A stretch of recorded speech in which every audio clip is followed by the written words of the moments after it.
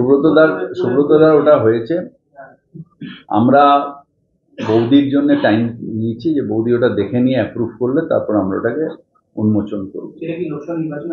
না, লোকসভা বৌদি যেদিন টাইম হবে আমাকে ডাকবে, আমি চলে যাব।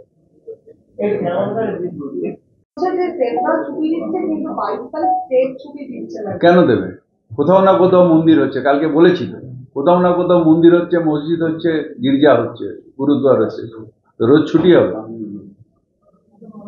রাম মন্দির হচ্ছে, যারা করছেন তাদের ধন্যবাদ, মানে তাদের শুভেচ্ছা, কিন্তু তার জন্য ছুটি কেন হবে? আর বাদ বাকিটা কালকে এটা বলেছি ইয়েতে কাঁথিতে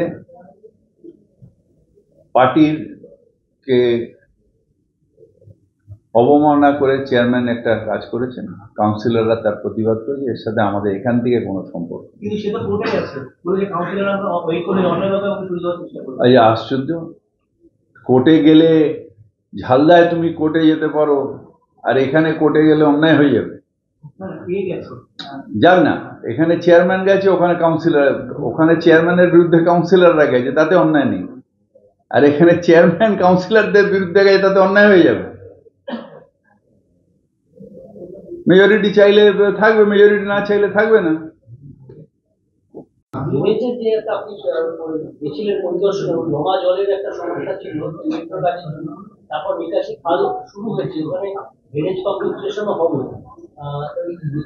একটা হয়ে গেছে, আরেকটা চলছে কাজ। হ্যাঁ, হয়ে গেছে নিকাশি কাজগুলো। চৌবা পর্যন্ত ইরিগেশনকে ধন্যবাদ জানাই, সব করে দিয়েছে। দুটো শুধু বাকি আছে, এবছর হয়ে যাবে। জল জমার চান্স নেই, যদি না কেউ আবার প্লাস্টিক সব ফেলে দেয়। যদি আমাদের সিটিজেন প্লাস্টিক না ফেলে, যদি এই সুভাষিস বাবুকে দিয়ে দেয়, রাস্তায় মানে রাস্তায় ভ্যাট না ভেবে যদি সব দিয়ে দেয় আমাদের হুইসেলে বা কম্প্যাক্টারে, তাহলে জল জমার চান্স নেই। যে আমরাই প্লাস্টিক ফেলে দিই, তাহলে আমার গালিপিঠে প্লাস্টিক পড়ে গেল, জল জমতেই পারে। সঙ্গীত সম্মেলনের পুলিশ জোর করে দিয়েছে, কিন্তু আর্মির ওদের কাছে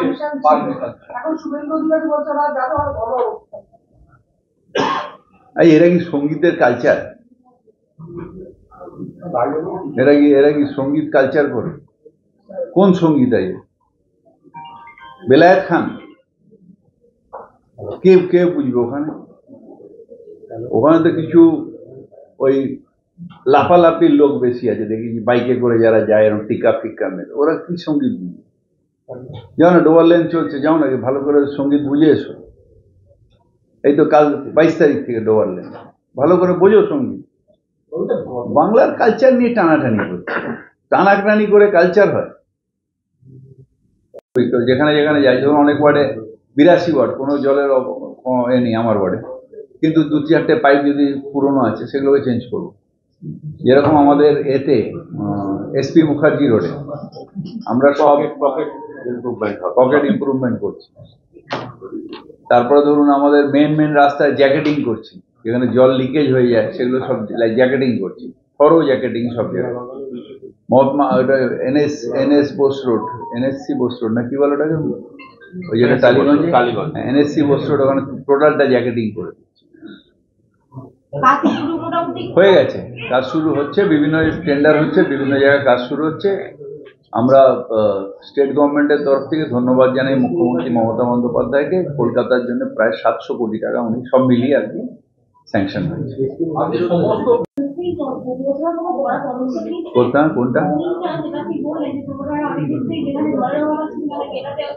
না, যেখানে জলের অভাব হচ্ছে সেখানে করছে। আমাদের একটা সংস্থা আছে যারা এটার পারমিশন দেয়। স্যার, বোরিং আমরা মানে নরমালি ডিসকারেজ করছি। আমরা কলকাতা কর্পোরেশন থেকে কিছু জায়গাতে আমাদের নিজেদের বোরিং আছে। এবার যে জায়গাগুলো আমরা এখনো জল দিতে পারিনি, টালিগঞ্জ, যাদবপুরে অনেকগুলো জায়গা করে ফেলেছে, অনেকগুলো জায়গা এখনো বাকি আছে, ফেজ ওয়াইজ চলছে, সেগুলোর বোরিং বন্ধ করবো। আর কিছু জায়গায় বড় প্রজেক্টে তারা অলরেডি বোরিং করে ফেলেছে, সেটা তারা আমাদের কাছ থেকে পারমিশন নেয় না, সেটা নেয় হচ্ছে ওই সুইট থেকে নেয়। আমরাও সেই টিমের মধ্যে থাকি, সুইটের থেকে পারমিশন নেয়। যখন বড় প্রজেক্ট হয় আমরা বোরিং ওয়াটার দেবো, এর মধ্যে তার মধ্যে আবার ওরা আরো প্ল্যান্ট দেয়, তার মধ্যে ওরা যেটা আয়রন সফটনিং করে, অনেক কিছু করে তবে সুইট ওদের পারমিশন দেয়। কিন্তু পৃথিবীর ক্ষেত্রে বোরিংটা সবসময় বিপজ্জনক, কিন্তু সুইটের ক্ষমতা আছে, তাদের আইন আছে, তারা দেয়। সচেতন হতে হবে। শহর কলকাতায় কারোর বাড়ি রিপেয়ার করতে বা রং করতে গেলে পুলিশের আগেও বলেছি, আবার বলছি, স্ট্রাকচারাল যদি কোনো চেঞ্জ করতে হয় বা কনস্ট্রাকশন করতে হয় তাহলে কর্পোরেশনের পারমিশন লাগবে। রিপেয়ারিং করা, ফ্লোরিং করা, প্লাস্টার করা, ঘর করা, এতে কোনো পারমিশন লাগে না।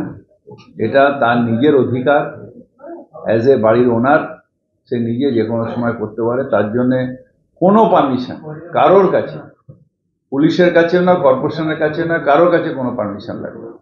পুলিশ মাঝে মধ্যেই তো পুলিশ যায় হচ্ছে যে তাদের কোনো শত্রু থাকে, বিশেষ করে শরিকি শত্রু, তারা পুলিশকে বারবার করে কমপ্লেন করে ইলিগাল হচ্ছে আর পুলিশ দৌড়ে। কিন্তু আমি বলবো যে একবার পুলিশকে নিয়ে এসে দেখিয়ে একটা নোটিশ করিয়ে দিন যে আমি এই কাজ করছি, এর বাইরে কিছু করছি না, আমাকে আর হ্যারাস করছি।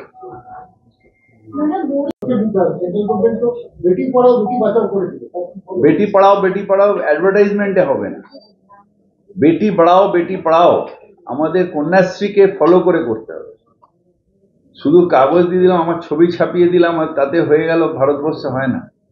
আমাকে ভারতবর্ষে ইমপ্লিমেন্ট করতে গেলে আমাকে সত্যি সত্যি বেটিকে বাঁচাতে হবে। বেটির ভ্রূণ নষ্ট হয়ে যাচ্ছে, বেটিকে জন্মাতে দিচ্ছে না, এই সংস্কৃতি ভারতবর্ষ থেকে দূর করতে হবে। বলছি এই দিকে তো আপনারা বারবার করে তাদেরকে সতর্ক করছেন, কিন্তু তুই এত করছিস, এত ছড়িয়ে যাবে, দু চারটে একটা প্রশ্ন বলছি অর্জুন আর সোনার সাথে আজকেও সেই একে অপরের বিরুদ্ধে বলে সোনার সাথে বেশি করে বলছে, এই বিষয়ে রোখা যাচ্ছে না কেন? এটা আমাদের দলের সভাপতি সুব্রত বক্সী দেখছে, নিশ্চিতভাবে রোকা যাবে। একটু আমি জানি না কেন বলছে, কি ব্যাপার, আমি নর্থ এটা দেখিও না, কিন্তু আমাদের যেহেতু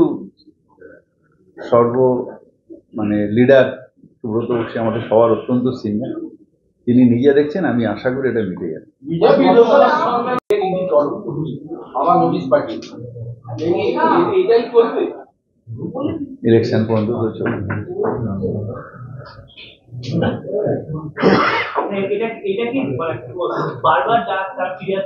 এটা নিয়ে আমি কথা বলবো না, এটা ক্যালকাটা কর্পোরেশনের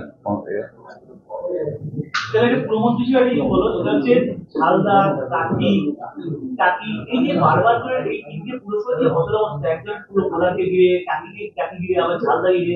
টাকিতে আমাদের দল অলরেডি ইন্টারফেয়ার করেছে, সমস্যা আজকে কিংবা কালকে মিটে যাবে।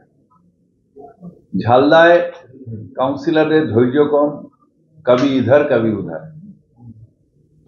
সেই জন্য সেখানে প্রবলেম হচ্ছে। আমি আমাদের দলের সভাপতিকে বলেছি স্ট্রিক্টলি যে কাউন্সিলর কংগ্রেস, আমাদের তৃণমূল কংগ্রেসের, অথচ আমাদের পার্টিতে মানেনি, তাকে সাসপেন্ড করা দাও। দুষ্টু গরুর থেকে শূন্য গোয়াল ভালো। তিনি বলেছেন যে 26, 28, 30 বছরের ছেলেরা 60 বছর 70 বছরের নেতৃত্বকে অবহেলা করবে, তাদের কর্তৃত্বকে চ্যালেঞ্জ করবে, এটা মন থেকে মেনে নেওয়া যায়। কেউ কিছু করছে না। আমরা 26-এর যুবকও আমাদের সাথে আছে, আবার আমরা যারা 60-65 বুড়ো তারাও সবাই আছে, সবাই মিলে আমরা তৃণমূল কংগ্রেসের একটা পরিবার। এটা কেউ ইন্ডিভিজুয়ালি বললে কিছু যায় আসে না, আমরা সবাই একসাথে আছি। আমাদের নেত্রীর নাম মমতা বন্দ্যোপাধ্যায়। একটা জিনিস গতকাল আপনি বলেছেন রাম মন্দির নিয়ে যে উচ্ছ্বাস দেখা যাচ্ছে, 400 কেজি লাড্ডু তৈরি হচ্ছে, এগুলো উচ্ছ্বাস দেখা যাচ্ছে টিভিতে, যাদের আপনারা টিভি ক্যামেরা নিয়ে যাচ্ছেন সেখানে কিছু কিছু বানিয়ে নিচ্ছেন। মানুষের কোনো ইন্টারেস্টই নেই, কারণ আমিও বাংলায় ঘুরি। আপনারা ইন্টারেস্ট বিভিন্ন, ঠিক আছে, এটা ব্যবসার পার্ট, আপনাদের যেহেতু স্পন্সর আছে, স্যাটেলাইট কানেকশন আছে, অনেক কিছু আছে, এটা ব্যবসার পার্ট। ওখান দিয়েও কি চাপ আসে আমিও জানি। ওদের একটা মিডিয়া ম্যানেজমেন্টের সেই চাপটা আপনাদের হজম করতে পারছেন না, আর যাদের হজম করবে এনডিটিভি হয়ে যাবে, শুধু আমরা জানি সেটা, কিন্তু মানুষের কোনো ইন্টারেস্ট নেই। বেশ কয়েকটা জায়গায় যে কেন্দ্র স্বাস্থ্য মন্ত্রকের রিপোর্ট কিন্তু মহিলার সংখ্যা কমে যাচ্ছে। আসানসোলও হয়েছে, হরিয়ানাতেও হয়েছে। এইটা কি কোনো উদ্বেগের জায়গা? কেন এটা বেশ কয়েকটা শহরেও হয়েছে। এটা অ্যাকচুয়ালি আমাদের সংস্কৃতির সাথে খাপ খায় না। তার কারণ আমরা মা দুর্গা মা কালীকে পূজা করি, তো মা সরস্বতীর পূজা আসছে, আমরা মহিলাদের সবসময় মাথায় তুলে রাখি এবং বাড়িতে মহিলা সন্তান হলে আমরা অত্যন্ত আনন্দিত হই। আমার নিজের নাতনি হয়েছে, আমি 700 কিলো লাড্ডু খাই। কিন্তু কিছু কিছু জায়গায় এই কালচার আছে যেটা বাংলার কালচার নেই, সেখানে মহিলা হলে নাকি ডাউরি দিতে হয়। বাংলায় ডাউরি প্রথা নেই, বাংলায় সবাই কন্যাশ্রী, সব মেয়েরা এগিয়ে যাচ্ছে। সুতরাং এটা একটা সামাজিক যেটা সেন্ট্রাল গভর্নমেন্টকে হয়তো হাতে নিতে হবে, যে মহিলাদের সম্মান দেওয়া এবং মহিলা যাতে তাদের না মানে একটা পরিবারের পক্ষে যেন মহিলা হওয়া মানে একটা মেয়ে জন্মানো মানে তাকে নিয়ে গর্ব করা, তাকে নিয়ে দুঃখ যাতে না করে। এটা একটা সামাজিক সমস্যা, এটা পলিটিক্যাল সমস্যা। 4-5 দিন লাগবে। মানে ধরুন যেটা আগামীকাল হিয়ারিং আছে সেটা আজকে রাত্রে পেয়ে যাবে নাকি তারও আগে পেয়ে যাবে? না, আগে যে কজ লিস্ট যেমন থাকে কজ লিস্ট পেয়ে যাবে যে কোন মামলা কত তারিখে হিয়ারিং আছে, সে ডেটটা থাকবে। আর হিয়ারিং হওয়ার পরে অর্ডারটা আমরা সঙ্গে সঙ্গে আপলোড করবো। হিয়ারিংটা কি 2-3 দিন আগেই পেয়ে যাবে? ডেট অফ হিয়ারিংটা তো যেদিন ডেট দেবে সেদিন পেয়ে যাবে। ধরুন আপনার আজকে আমি ডেট ফাইল করলাম, এবার হিয়ারিং অফিসার ধরুন 1 মাসের বাদে ডেট দিয়ে, 1 মাস বাদে ডেটটা 1 মাস বাদে ওই ডেটে আছে। এবার ওই ডেটে আমরা হিয়ারিং করার পর পেন্ডিং রাখলো, কি অর্ডার দিল সেটা আমরা দিয়ে দেবো। নেক্সট ডেট হিয়ারিং ধরুন একটা ডেটে হিয়ারিং শেষ হলো না, তাহলে পরের ডেটে কবে দিল সেটাও পেয়ে যাবে। মানে যে কোনো এই ধরুন ভদ্রলোক এক্ষুনি ফোন করলো যে কি হলো, উনি জানছেন না, জানা সম্ভব না, কিন্তু ওখানে উনি ওনার নিজের ফাইল নাম্বার প্রিমিসেস নাম্বার দিলেন যে ওনার হিয়ারিং কবে হয়েছে এবং কি হয়েছে। ওই যে 408 হলো, তারপর শিয়ালদা কোর্ট থেকে ও নিয়ে এলো, কি বলে স্টে অর্ডার নিয়ে এলো, উনি জানেন না, ভাবছেন যে কর্পোরেশন কাজ করেন। একটা মানুষের মধ্যে থাকে ও ফিট হয়ে গেছে। বিল্ডিং ট্রাইব্যুনালে হিয়ারিংও থাকবে, হিয়ারিং অফ স্পেশাল অফিসারের হিয়ারিংও থাকবে, অ্যাসেসমেন্টেরও থাকবে, কমিশনার হিয়ারিংও থাকবে, সেগুলো থাকবে। 125, 26, 27 একটি জলের সমস্যার কথা শোনা যায়। অনেকগুলো জায়গায় জলের সমস্যা এখনো আছে, যেটা অ্যাডেড এরিয়া, সেখানে আমরা প্রায় কত কোটি টাকা খরচা করছি এই সব নিয়ে, প্লান্ট সব নিয়ে। ওটা নিয়ে স্যার 80 আর 50 130 কোটি, প্রায় 500 কোটি টাকার উপরে খরচা। পুরোটা নিয়ে 700 কোটি টাকা আমরা খরচা করছি। তার মধ্যে দুটো ধাপা এবং গড়িয়াতে দুটো আমাদের ট্রিটমেন্ট প্লান্ট আছে, টোটাল 12টা না 15টা। 15টা এখন আরো আসবে, আপনাদের জমি সার্ভে চলছে। মানে কতগুলো দিয়েছেন মানে 15টা দিয়েছেন, প্রায় 20-22টা বুস্টার পাম্পিং স্টেশন আছে। প্লাস আমরা পাইপ দিয়ে মহেশতলার থেকে একটা বড় সাপোর্ট নিচ্ছি, ওখানে ফেব্রুয়ারি থেকে কমিশন হবে বড় প্ল্যান্ট, এবং এখানেও আমরা পাইপলাইনেরও প্রচুর পুরনো পাইপলাইন সেগুলোরও কাজ করছি। সব মিলিয়ে প্রায় আমাদের 700 কোটি টাকা আমরা ইনভেস্ট করছি upgradation of water treatment system in Calcutta. Announcement আছে, কলকাতা কর্পোরেশনে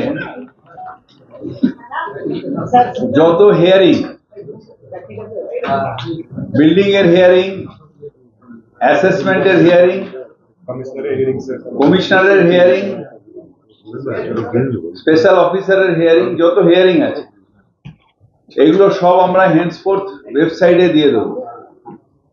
ওয়েবসাইট লোকে যে হিয়ারিং এর ডেট জানতে পারলাম না, একতরফা হিয়ারিং হয়ে গেল, অর্ডার কপি পেলো না, আমরা অর্ডার কপি পেলো না, আমার কমপ্লেনটা দিলাম এই টক মেয়রে, আমি কমপ্লেন দিলাম তারপরে জানলাম না, এই সব হিয়ারিং এবং তার স্ট্যাটাস সবটা ওয়েবসাইটে থাকবে হেন্সফোর্থ। হাইকোর্টে যেরকম সব হিয়ারিং আপনি রাত্রিবেলা করলে কবে কোন ডেটে এটা আছে যেরকম পেয়ে যান, এখানেও আপনি ওয়েবসাইট যেই খুলবেন সাথে সাথে এখানে সবকটা হিয়ারিং, কোন হিয়ারিং কত আছে আপনি ক্লিক করে নিয়ে গিয়ে নিয়ে যেতে পারেন, কেস নাম্বার দিয়ে দেবেন। হিস্ট্রি পাওয়া যাবে, পুরো হিস্ট্রিটা, 4টে অর্ডার পাওয়া যাবে। 4টে অর্ডার, এবার হিয়ারিং এর পরে কোন কোনটার অর্ডার হয়েছে কোন কোনটার হচ্ছে না সেটাও আপনি ওখানে সাথে সাথে পেয়ে, আপনি মানে যে কোনো পাবলিক পেতে পারে। এটা এখন থেকে আর কোনো ওই ফাইল বন্দি থাকবে না, সবটাই ওয়েবসাইটে থাকবে।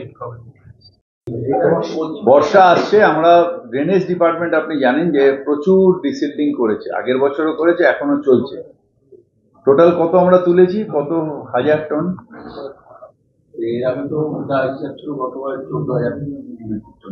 হ্যাঁ, প্রায় আমাদের 20,000 metric ton, 20,000 metric ton silt বিভিন্ন ড্রেন থেকে তোলা হয়েছে, মেনগুলো। কিছু কিছু জায়গায় আমরা বড়গুলোকে রেডি থাকতে বললাম, যেহেতু তাদের আমার মেন ড্রেনে তো জল তখন আসবে যখন ওখান থেকে জলটা ফ্লো হবে। তো ওইটা আমরা সবাইকে বলছি, ছোট ছোট যে রাস্তাগুলো এগুলো বড় লেভেলে, সেগুলো ডিসিল্টিং এখন থেকে শুরু করতে, মানে ফাইল এখন শুরু করবে, দুয়ার সাহেব স্যাংশন করবে, তারপরে সিএফএ স্যাংশন করবে, করতে করতে আমার মনে হয় যে ফেব্রুয়ারি মার্চ হয়ে যাবে। তার মধ্যে করে নিলে আমরা বর্ষার আগে তাহলে মানুষকে ভালো সার্ভিস দিতে পারবো। যখন বৃষ্টি হয়ে যাবে, জমে যাবে, তখন প্যাকাড়ি নিয়ে দৌড়ানোর থেকে ওখানে জল জমে যাবে, তার আগের থেকে আমরা যদি প্ল্যানিংটা করে নিই তাহলে খুব ভালো হবে। এগুলো না, বড়গুলো অলরেডি হয়ে যাবে, বললাম তো, প্রায় এই বছর ও বছর 2 বছর মিলে প্রায় 20,000 মেট্রিক টন সিল্ট আমরা বার করেছি। 20,000 মেট্রিক টন মানে ধাপার মতন পাহাড়। আর এখানে আমরা যেগুলো ছোট ছোট যেগুলো, সেগুলো করে নিলে তাহলে জলটা তো আলটিমেটলি ওখানে আসবে, জলটা যেখান দিয়ে আসবে সেই জায়গাটা, ছোট ছোট গুলো তো ক্লিয়ার না করলে বড়তে যাবে কি করে? টালিগঞ্জ কিছু কিছু জায়গায় আমরা মিটিয়েছি, আমি আসার পরে প্রায় 32টা না 34টা আমরা বুস্টিং পাম্পিং স্টেশন করেছি, করে মিটিয়েছি ওই সব অঞ্চলে। আর এখনো 15টা ইমিডিয়েটলি পাইপলাইনে আছে। এছাড়া ওখানে জলের জন্য আমরা একটা ধাপাতে যে জয়হিন্দ প্রকল্প, সেখানে 30 মিলিয়ন গ্যালনের সাথে আরো 20 মিলিয়ন গ্যালন ওখানে অলরেডি কাজ শুরু হয়ে গেছে। আর ঢালাই ব্রিজ গড়িয়া, ওখানে আমরা আরো 10 মিলিয়ন গ্যালনের জল প্রকল্প করছি, যেটা জলটা খিদিরপুর থেকে আসছে। খিদিরপুর এই ঘাট কি বলে, বুধঘাট, সেই বুধঘাট থেকে জল এসে টালিনালা হয়ে ওখানে আসছে, ওখান থেকে আবার বাদবাকিটা সোনারপুর যাচ্ছে, ওখানেও একটা হচ্ছে, ওখান থেকে আবার বারুইপুর যাচ্ছে। এই ধাপার আপনার ধাপার অগমেন্টেশন আর ঢালাই ব্রিজের এইটাই দুটোই কি 2 বছরের মধ্যে শেষ হয়ে যাবে? দুটোই 2 বছর। আপনি যে 700 কোটি জিনিসটা বললেন টোটাল ওভারঅল ইনভেস্টমেন্ট, এটা আরেকবার একটু ব্রেকআপ করে, মানে ব্রেকআপটা আমার কাছে এক্ষুনি নেই, তবে ধাপাতে কত কোটি? ধাপা 132, ধাপা 132 কোটি, আর 10 MG হচ্ছে আপনি 80 কোটি। 80 কোটি হচ্ছে 10 MG, যেটা ঢালাই ব্রিজ। আমাদের ছোট ছোট 32টা হয়ে গেছে, আরো 15টা বাকি আছে। রয়েছে প্লাস আরো জমি সার্ভে, আরো জমির সার্ভিস হচ্ছে, আরো জায়গা পাওয়া যায়। সেটাতেও প্রায় আমাদের সব মিলিয়ে প্রায় 200 কোটি টাকা। আর বাদ বাকি আমরা পাইপলাইন, সেখানে বড় ডায়ামিটার পাইপ, বড় ডায়ামিটার পাইপলাইনের জন্য প্রচুর পাইপ কিনছিল। অলরেডি এএফএস এসে গেছে না, এখনো আসে। এএফএস ওয়েট করছি আমরা ইউডির থেকে, আসলে আমরা এই পাইপলাইন গুলো বড় সময় পুরোনো সব বাদ দিয়ে নতুন করে, আর প্লাস বিভিন্ন জায়গায় যেগুলো পুরোনো আছে জ্যাকেটিং,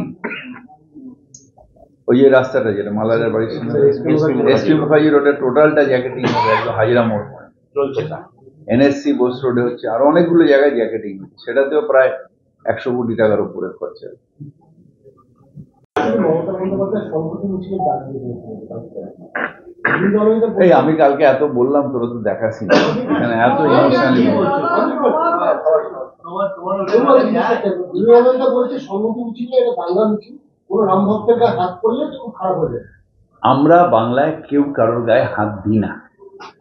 এটা গুজরাট নয় যে কেটে ফেলো, মেরে ফেলো, ধর্ষণ করো, তারপর আবার ধর্ষকদের প্রণাম করে জেল থেকে ছাড়ো। এটা গুজরাট নয়, এটা বাংলা।